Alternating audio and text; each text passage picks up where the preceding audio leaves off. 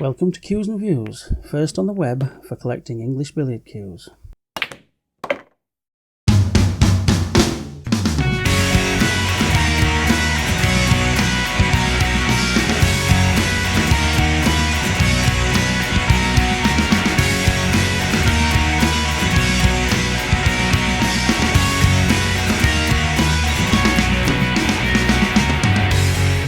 Hi, welcome to our latest Cue Splices video.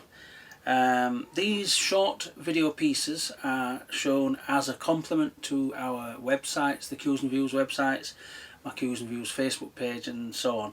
As you may have seen, I have done several videos on cue collecting over the years with guest stars including Dominic Dale, Peter Clare and several other people. And these videos hopefully are increasing your knowledge of what collectible items are out there to do with snooker and billiards.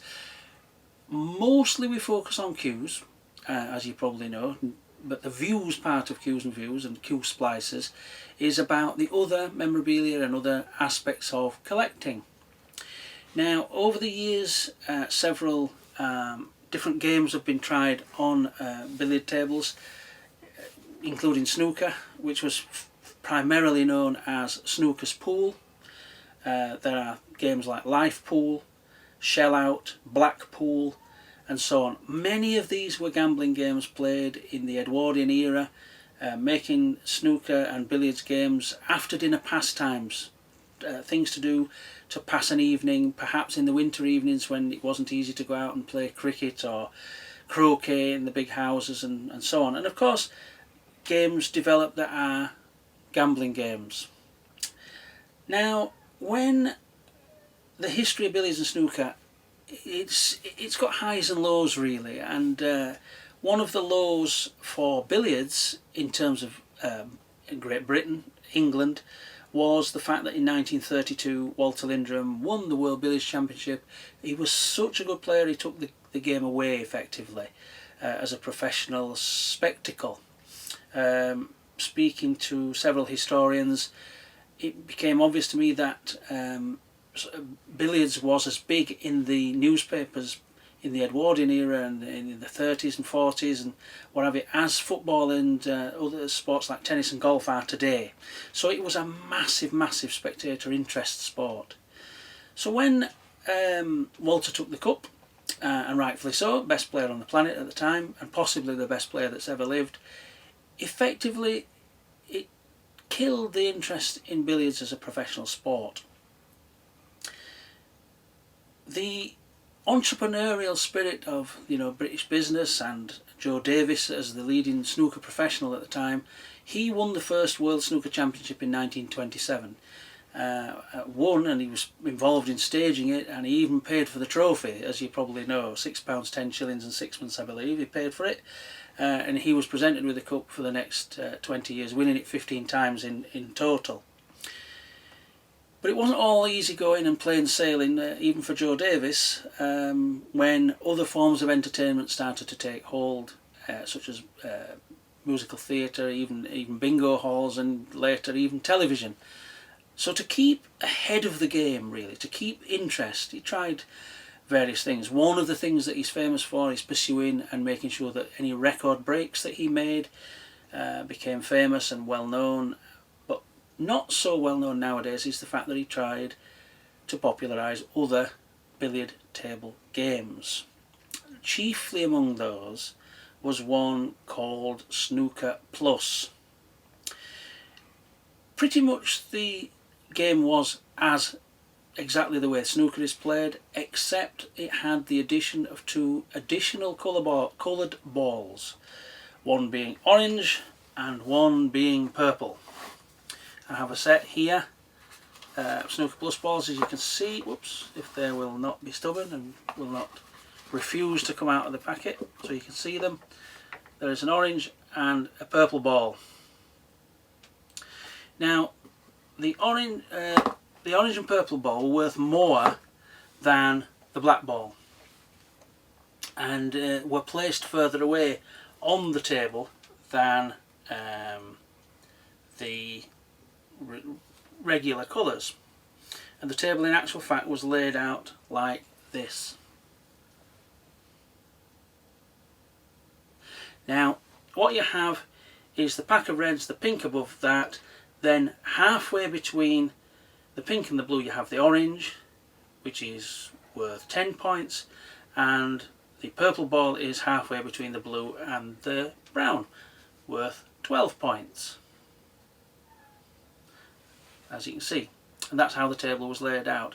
Thank you for Snooker Games for that image that we've just borrowed. Now imagine the snooker is struggling, it's dying, you're trying to get more interest. You would want to sell sets of balls so that people can play these in the clubs. Now again, there are people who play in the leagues and they play with these balls and they actually use them to this day. There's one group of people on the Wirral, I believe, that have a curtain raiser to their snooker season and they play a knockout tournament with Snooker Plus balls, which I think is brilliant because it's sort of in the spirit of novelty. This is a Burrows and Watts set, again virtually identical. Have the actual rules and the points values on a little sheet of paper in there, which I may have shown you these before. What I know I definitely haven't shown you is the big sets, but I'll just show you one more set of those.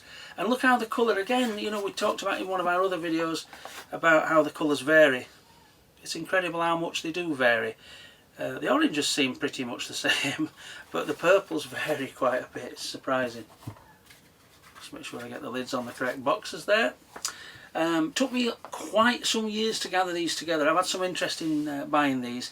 I don't really want to sell these. These are just something that I took an interest in. I wanted to gather together what I could. Now this is a Crystal 8 set.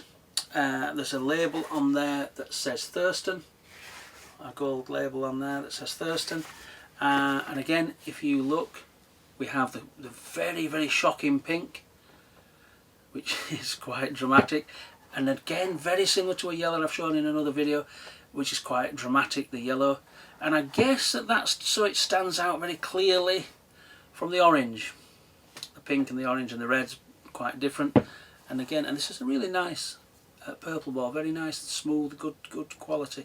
I get the feeling that in this set, the standard set for snooker has been used quite a bit more, because the orange and purple, although I'm convinced belong with this set because they came packed up just as they are now, they've been used much less, and you can tell with the wear on the just light wear, very light wear. Again, the blue not quite so green as some that we've seen in some sets. A very nice set of balls, those, very nice condition. Just got to be careful with the lid, and it is embossed on the lid. You won't be able to make that out, but the Crystal 8 logo and everything is embossed onto the lid. It's very nice. Very pleased to get those. Now, this is a Riley Burwatt set. It has the Riley Burwatt sticker there, which is interesting to me because it shows the era in which these were made. This Riley Burwatt brand came into effect in about 1967-68 and only ran for a few years. It signifies the fact that Riley bought the brand, the Burwatt name and so on, which is synonymous with Burrows and Watts. So sometimes on cues, which we talk about quite a lot, you'll see the Burwatt Champion name on Riley cues, and I think even to this day they make a Burwatt range, or a couple of cues in the Burwatt range. Now look at these. There's the orange and there's the purple. Now the purple almost has a grey tinge to it, but again they are an orange and a purple. Not some sort of, once someone said to me, are they a discoloured pink? Well no, the pink's got a much more salmony colour to it in this set, and there's the blue. So they are clearly a different set of coloured balls. And again, these are quite close to immaculate mint condition. And again, you know, because the Super Crystal 8, we have this, I promise you this is it's not the yellow, that's the yellow. So as a lot of people say, well that ball's yellow. Yes, it's yellowing, but it is the white ball, I promise you that. Funnily enough, you know, I did have an identical set to these with the Riley Burwatt logo on it and everything. Bought them from a friend of mine called Graham Tilley, who is known now as the Riley Collector. He sold them to me some years ago, and I owned them for quite some time. Now, I went down recently to see, well, relatively recently, to see Peter Clare of the Thurston Museum and the Thurston Company, and we got into conversation, and he, slightly tongue-in-cheek, said to me, years ago you bought a set of Snooker Plus balls from eBay, and I think I was bidding on them, and I think you outbid me, he said to me.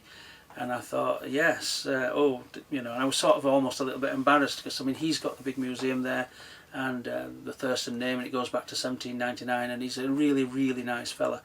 And I thought, I felt a tiny little bit guilty there, so I thought to myself, okay. As it happened at the time, I had a loose set of orange and purple, no box, and I had a set identical to these of Super Crystallate Riley Burwatt Snooker Plus full set. In fact, in his set, which I have actually presented this set to Peter, and the purple ball is even a touch greyer than that one, which is incredible how they could vary within a production run, but they are identical to all intents and purposes. Anyway, it was a great pleasure to hand those over to Peter and contribute to the collection at the Thurston Museum. I felt a bit greedy, really. He said he didn't have a set there in the museum, and I mean, I've got, whoops, haha, you go where you're told. And I thought, well, I've got 5 sets, plus I've actually got a loose orange somewhere, which you might be able to see behind me. And I thought, well, yeah, the decent thing to do, hand them over to Peter and have them as part of the collection.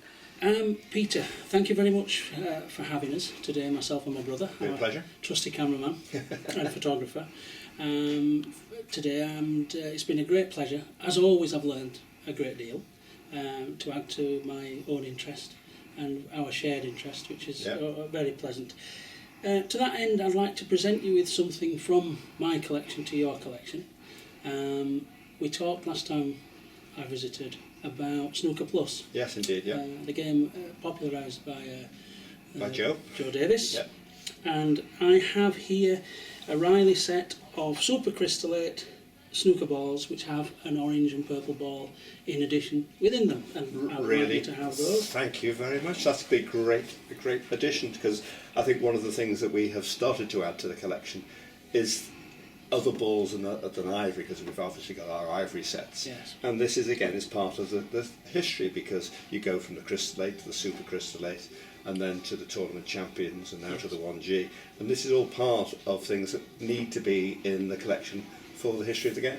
Indeed, and now because they're not so attractive in terms of the purple ball's gone a little bit grey, I have an additional bonus, which is really fantastic. Crystallates, which is an orange and a purple. That is great. So which are much more vibrant. It is. It's in a way, it's a pity that we can't sort of use them, but it's fallen by the wayside. A lot of people don't even know of the game, let alone what to do with them when they're on the table. I understand there's a league in Liverpool who actually play a seasoned curtain raiser of Snooker Plus. Yes, was it you that told me that? I think it might have been, yeah. Oh, I did a little bit of research on the internet. They still do it, yeah. And they have several sets, and they actually do tip the wink to the old game. Yeah. So it's not completely gone lost by the way. So, and a worthy addition, I think, to the heritage. It is indeed. Thank you so much, and sorry. What a pleasure to have you here, and the cameraman. Yeah, thanks, John. Thank you, John. Very nice game. I've only played it once or twice. Good fun.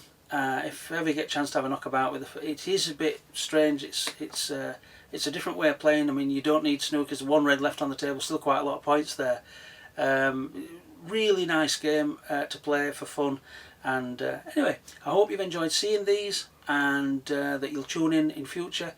Please follow us on the web pages, the websites, and on Facebook. Thank you very much.